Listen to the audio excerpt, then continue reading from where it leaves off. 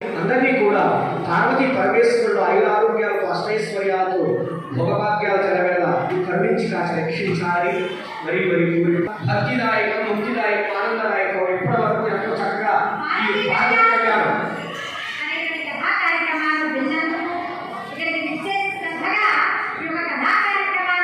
శివకుమార్ గారు, భక్తులు శివకుమార్ గారు మరి స్వామి వారి యొక్క సన్నిధులు, స్వామి వారి యొక్క కృపాక్షములు ఎల్లవెల్ల కలుగు చేయాలని ఆ స్వామి వారిని మరి మరి కోరుకుంటూ మంగళం మంగళం శ్రీ